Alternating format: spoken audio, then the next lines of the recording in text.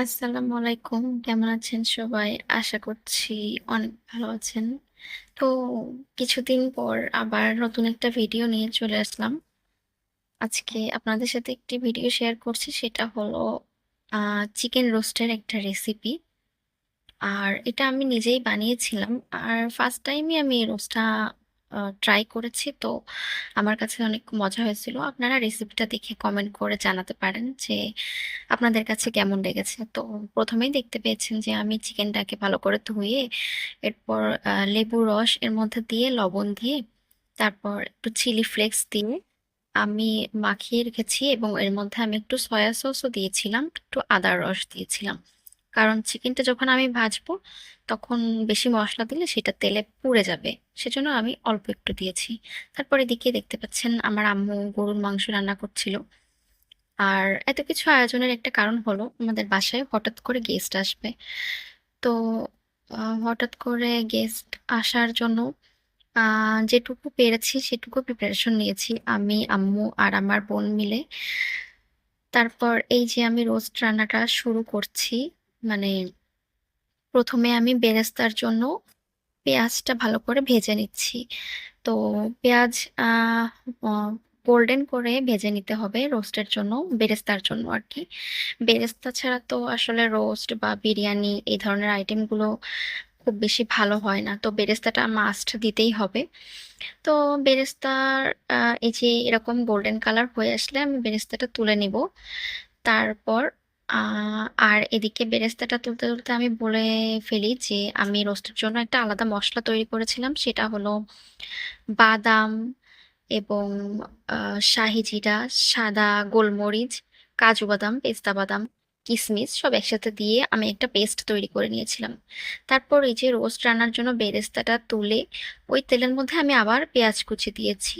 তার মধ্যে দারুচিনি আর এলাচ দিয়ে দিয়েছি এবং এটা একটু নাড়াচাড়া করে তারপর আমি এর মধ্যে পেঁয়াজ বাটা দিয়েছি। পেঁয়াজ বাটাটা দেওয়ার পরে পেঁয়াজ বাটাটা একটু নেড়ে চেড়ে ভালো করে মশলাটাকে একটু ভেজে নিতে হবে যাতে পেঁয়াজের একটা কাঁচা ভাব সেটা চলে যায়।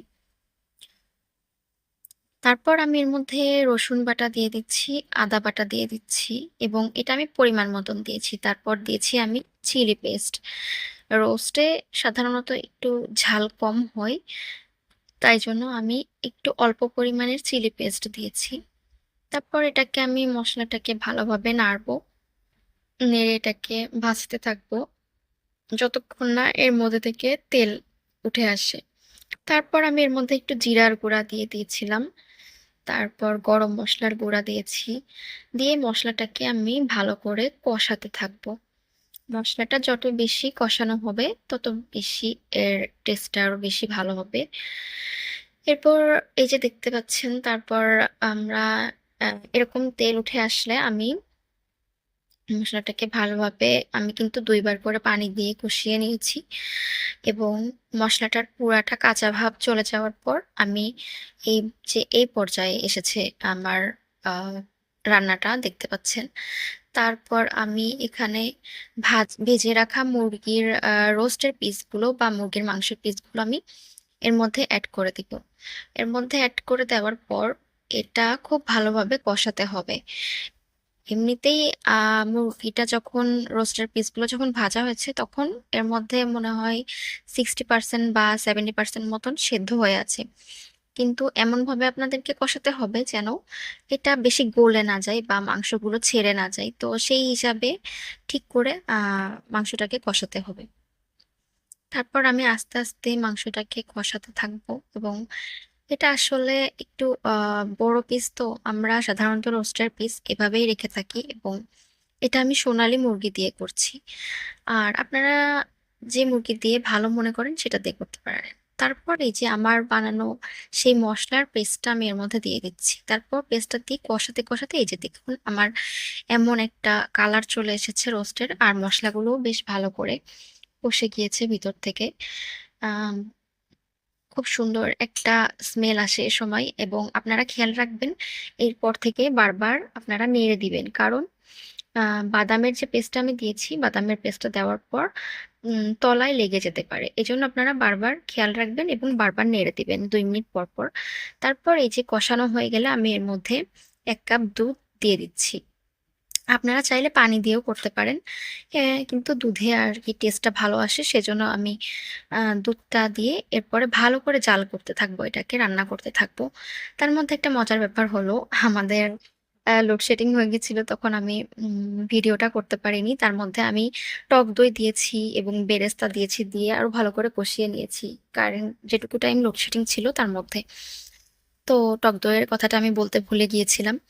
আ টক দই আ এর মধ্যে দিয়ে আমি একটু ফেটে দিয়ে তারপর রোস্টটাকে আমি ভালো করে কষিয়েছিলাম। তারপরে আমি দুধটা এড করেছি এবং লাস্টে আমি কিছু কাঁচামরিচ ফালি, মাঝখান থেকে ফাল দেওয়া, সেটা আমি এর মধ্যে দিয়ে দিলাম একটু ভালো ফ্লেভার আসার জন্য। আর আ এর মধ্যে আমি কিসমিসও দিয়েছিলাম। বলতে ভুলে গেছি যখন লোডশেডিং হয়েছিল। তো সেই সময় আরকি রেকর্ড করতে পারিনি কিছু। তারপর এই যে জাল করার পরে, রান্না করার পরে লাস্ট আমার এই লুকটা এসেছিল এবং পরে আমি যখন মেহমান আসার পর যখন এটাকে সার্ভ করেছিলাম টেবিলে, তখন আমি ডেকোরেশন করে নিয়েছিলাম। তো আ এই ছিল আমার রোস্টের রেসিপি। আর আম্মু রান্না করেছিল হচ্ছে ডিম, তারপর গরুর মাংস, পোলাও এবং আমি সবকিছু ডেকোরেশন করে টেবিলটাকে ঠিক করে যতটুকু পেরেছি ততটুকুই তাড়াহুড়া করে আয়োজন করেছি আরকি। আম আসলে গেস্ট বা মেহমান হচ্ছে রহমত। তো হঠাৎ করে অ্যা আসুক আর যাই আসুক না কেন, যতটুকু সামর্থ্য থাকবে বা যতটুকু পারা যাবে ততটুকুর মধ্যে অ্যা চেষ্টা করি যেন তারা খুশি হয় বা এরকম কিছু, বা আমরা তাদেরকে খুশি করতে পারি। জানি না কতটুকু স্যাটিসফাইড করতে পেরেছি, কিন্তু আ যতটুকু পেরেছি আমি ততটুকুই বলব আলহামদুলিল্লাহ। আর আমার কাছে খুব ভালো লেগেছিল। কারণ যারা বাসায় এসেছিল তারা সবাই আমার কাজিন আরকি। আমার আম্মুর কলিগের ছেলে এবং আমার আম্মুর ফ্রেন্ডের ছেলে। তারা সবাই আ বাংলাদেশ সেনাবাহিনীতে আছে। তো আজকে এই পর্যন্তই। ভালো থাকবেন। আসসালামু আলাইকুম।